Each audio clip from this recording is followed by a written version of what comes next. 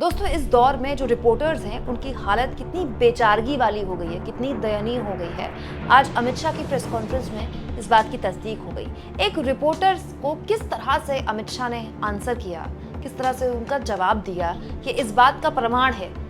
ये दिखाता है कि इस सरकार के आगे पत्रकारों की क्या हैसियत है, पत्रकारों को ये सरकार क्या समझती है। दोस्तों, आज मोदी जी को तीसरी बार पीएम बने, मतलब 100 दिन हो गए हैं। मोदी जी ने तीसरी बार पीएम बनने के बाद 100 दिन का अपना कार्यकाल पूरा कर लिया है। तो सुबह सुबह अमित शाह आए प्रेस कॉन्फ्रेंस करने के लिए।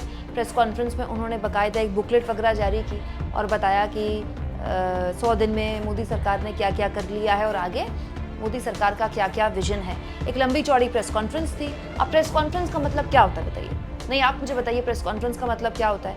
नेताजी आते हैं, रैली की तरह भाषण देते और चले जाते हैं? नहीं होता ना। प्रेस कॉन्फ्रेंस का मतलब होता है नेताजी आते हैं, अपनी बात बोलते हैं, उसके बाद वो प्रेस कॉन्फ्रेंस ओपन होती है और पत्रकार सवाल पूछते हैं। यही होता है ना प्रेस कॉन्फ्रेंस का मतलब। लेकिन ये कौन सी बात है कि प्रेस कॉन्फ्रेंस में आप सवालों को पिक एंड चूज करेंगे? दोस्तों, मोदी जी के कार्यकाल के 100 दिन पूरे हो गए। अमित शाह ने उसको लेकर अपनी बात रख दी। उस बात को लाइव सारे टीवी चैनल्स ने चलाया। लेकिन जब रिपोर्टर्स के सवाल पूछने की बारी आ गई तो अमित शाह ने तो रिपोर्टर्स से कह दिया कि मैं दृढ़ता से, मतलब मजबूती से आपके सवाल का जवाब नहीं दूंगा। क्यों? क्योंकि सवाल राहुल गांधी को लेकर है। दोस्तों, राहुल गांधी पर केंद्रीय मंत्री रवनीत सिंह बिट्टू ने एक बेहद ही आपत्तिजनक टिप्पणी की। नेता प्रतिपक्ष के लिए बिट्टू ने कहा, मोदी जी के मंत्री ने कहा कि राहुल गांधी नंबर 1 आतंकी हैं देश के और एजेंसियों को उन पर कार्रवाई करनी चाहिए। यही सवाल एक पत्रकार ने, एक रिपोर्टर ने अमित शाह से पूछा। तो देखिए किस तरह से उन्होंने आंसर किया उसे। केंद्रीय मंत्री रवनीत बिट्टू जी ने प्रतिपक्ष के नेता राहुल गांधी को आतंक, आप पॉलिटिकल सवाल की दिशा में न जाइए, मैं दृढ़ता से नहीं जवाब दूंगा। बार बार कहना पड़े अच्छा नहीं लगता है। दोस्तों, अब इसमें कमाल की बात यह है कि इस प्रेस कॉन्फ्रेंस में कई सवाल अमित शाह ने लिए जो मोदी जी के 100 दिन के कार्यकाल से अलग भी थे। जैसे ट्रेन हादसों को लेकर भी सवाल लिए और भी 1-2 सवाल लिए। तो ऐसा नहीं है कि अमित शाह दूसरे सवाल ले नहीं रहे थे, लेकिन राहुल गांधी पर सवाल था तो अमित शाह ने वो सवाल नहीं लिया। और दूसरी बात ये दोस्तों कि राहुल गांधी पर ये जो सवाल था ये राजनीतिक सवाल थोड़े ही था। ये तो देश के गृह मंत्री से नहीं पूछा जाएगा तो किससे पूछा जाएगा कि नेता प्रतिपक्ष को लेकर लगातार हिंसक बयानबाजी हो रही है और सारे के सारे भाजपा ही कर रहे हैं।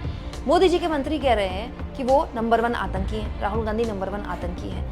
दिल्ली बीजेपी के नेता और पूर्व विधायक कह रहे हैं कि राहुल गांधी बाज आ जाओ, नहीं तो तुम्हारा भी वही हश्र करेंगे जो इंदिरा गांधी का किया है ना। इसके अलावा दोस्तों, उत्तर प्रदेश सरकार के भी मंत्री हैं रघुराज सिंह, जिन्होंने राहुल गांधी को लेकर कह दिया कि वो नंबर 1 आतंकी है।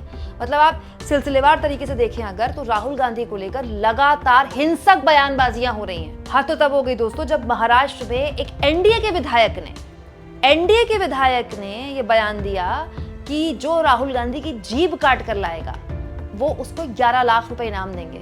मतलब कोई राहुल गांधी को जान से मारने की धमकी दे रहा है, कोई कह रहा है कि उनकी सांसदी छीन लेनी चाहिए, कोई कह रहा है कि उन्हें गिरफ्तार कर लेना चाहिए, उन्हें वो नंबर 1 आतंकी हैं, कोई कह रहा है कि जो उनकी जीभ काट कर लाएगा वो उसे 11 लाख रुपए देंगे। लगातार एक संवैधानिक पद पर बैठे शख्स राहुल गांधी, जो कि लोकसभा में नेता प्रतिपक्ष हैं, उनके लिए हिंसक बयानबाजी कर रहे हैं। और कौन कर रहा है?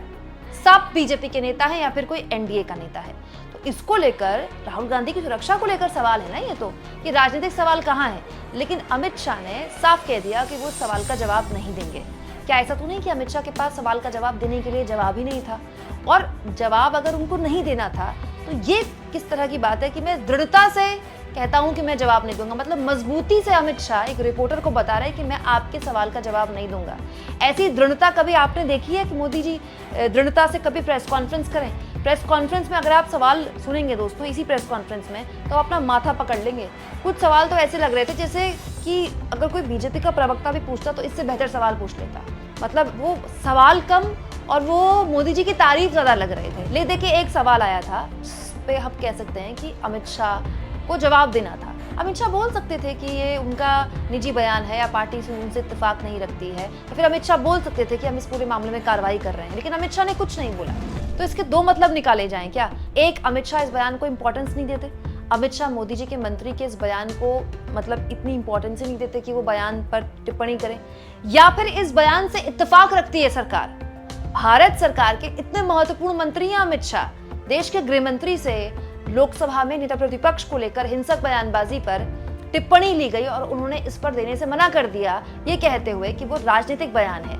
तो क्या गृह मंत्री इस बयान से इत्तेफाक रखते हैं? मतलब उनको ये तो बताना चाहिए था कि ये बयान ठीक है कि नहीं है, ये सरकार का आधिकारिक बयान है कि नहीं है, क्योंकि बिट्टू बीजेपी के नेता नहीं है, सिर्फ बीजेपी के नेता नहीं है, बिट्टू मोदी जी के मंत्री हैं, भारत सरकार में मंत्री हैं।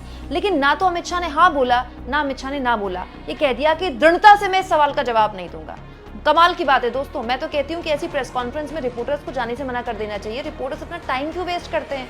वैसे भी डिजिटल का ज़माना है, बीजेपी के यूट्यूब चैनल में सारी प्रेस कॉन्फ्रेंस लाइव जाती हैं, तो लाइव न्यूज़ चैनल्स को प्रेस कॉन्फ्रेंस दिखानी होती है, तो डिजिटल तरीके से दिखाया जा सकता है। आखिर क्यों ये चैनल वाले अपने रिपोर्टरों को भेजकर उनकी बेइज्जती करवाते हैं भाई? दोस्तों, राहुल गांधी पर लगातार बीजेपी के नेताओं की हिंसक बयानबाजी को लेकर कांग्रेस पार्टी ने अब गृह मंत्री को छोड़कर मोदी जी से सवाल पूछ लिया है। सवाल तो वैसे रिपोर्टर ने गृह मंत्री से किया था, गृह मंत्री चाहे थे तो जवाब देकर इस मामले को निपटा सकते थे, लेकिन मामला गृह मंत्री ने निपटाया नहीं, तो कांग्रेस ने इसको बड़ा कर दिया है। दोस्तों, आज हमारे मोदी जी का बर्थडे है और प्रधानमंत्री को हर कोई अपने अपने लेवल पर बर्थडे विश कर रहा है। तो कांग्रेस पार्टी की तरफ से मल्लिकार्जुन खड़गे ने बाकायदा देखिए पत्र लिखा है मोदी जी को।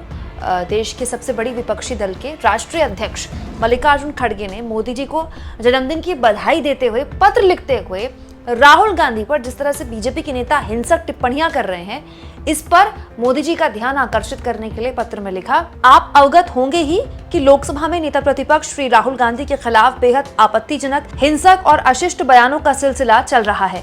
मुझे दुख के साथ कहना पड़ा है कि भारतीय जनता पार्टी और आपके सहयोगी दलों के नेताओं ने जिस हिंसक भाषा का प्रयोग किया है वो भविष्य के लिए घातक है। विश्व हैरान है कि केंद्र सरकार में रेल राज्य मंत्री, भाजपा शासित उत्तर प्रदेश के मंत्री लोकसभा में प्रतिपक्ष के नेता को नंबर 1 आतंकी कह रहे हैं। महाराष्ट्र में आपकी सरकार में सहयोगी दल का एक विधायक नेता प्रतिपक्ष की जुबान काट लेने पर 11 लाख रुपए का इनाम देने की घोषणा कर रहे हैं। दिल्ली में एक भाजपा नेता और पूर्व विधायक उनका हश्र दादी जैसा करने की धमकी दे रहे हैं। दोस्तों, इस चिट्ठी के जरिए अनुरोध किया है मल्लिकार्जुन खड़गे ने कि कृपया अपने नेताओं को जरा अनुशासन में रखिए और सिखाइए उनको कि मर्यादा में कैसे रहें, मर्यादा पर अंकुश लगाइए और उचित आचरण का निर्देश दें। अब प्रधानमंत्री अपने नेताओं को कैसे उचित आचरण का निर्देश देते हैं तो उनसे क्या कहते हैं, ये अपने आप में एक सवाल है। लेकिन मैं आपको एक बात बताती हूँ दोस्तों, एक्चुअली में बीजेपी जानते हैं राहुल गांधी के साथ क्या कर रही है, वही काम कर रही है जो एक दौर में कांग्रेस पार्टी ने नरेंद्र मोदी के साथ किया था। दोस्तों, 2002 के बाद नरेंद्र मोदी भारत की राजनीति में एक तरह से ऐसे नेता हो गए थे जिनसे हर कोई दूरी बनाना चाहता था।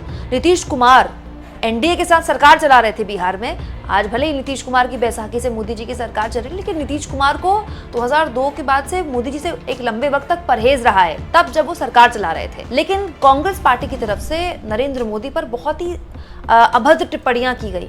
मतलब सोनिया गांधी ने तो नरेंद्र मोदी को एक बार मौत का सौदागर कह दिया था, और वो मौत का सौदागर बयान सोनिया गांधी का मोदी जी पर इतना भारी पड़ा कांग्रेस पर कि वो गुजरात चुनाव तो मोदी जी जीत ही गए। आज तक मोदी उन बयानों को याद करवाते हैं। इसके अलावा भी आपको याद होगा 2014 के दौरान बहुत से कांग्रेस नेताओं ने गलत टिप्पणियां की मोदी जी पर। उससे क्या हुआ ना, मोदी जी का कद बढ़ता चला गया, और मोदी जी का जो राजनीतिक कद बढ़ा 2014 के बाद से, कहा ही जाता है कि उन पर जो निजी टिप्पणियां की गई कांग्रेस पार्टी की तरफ से, वो उसमें बहुत बड़ा योगदान है उनका। अब वही काम बीजेपी कर रही है। मतलब राहुल गांधी से आपके वैचारिक मतभेद हो सकते हैं, तो आप वैचारिक तौर पर अपने मतभेद साझा कीजिए, लेकिन कोई कह रहा है उसकी जीप काट के ले आओ, कोई कह रहा है नंबर 1 आतंकी, कोई कह रहा है इसका हश्र इंदिरा गांधी जैसा करेंगे, दादी जैसा करेंगे। तो जाहिर सी बात है, जब आप किसी एक इंसान को ज़रूरत से ज़्यादा टारगेट करते हैं ना, तो हमारे देश की जनता की सिंपैथी अपने आप उसके साथ जुड़ जाती है। इसीलिए मैं बार बार ये बात दोहराती हूँ अपनी अलग अलग वीडियोज़ में कि एक्चुअली ऐसा लगता है कई बार कि बीजेपी के नेताओं ने ठेका ले लिया है कि वो राहुल गांधी को इस देश का सबसे बड़ा नेता मानकर और बनाकर छोड़ेंगे। मोदी जी से बड़ा नेता जब तक बीजेपी के नेता राहुल गांधी को नहीं बनाएंगे, तब तक वो चुप होने वाले हैं नहीं।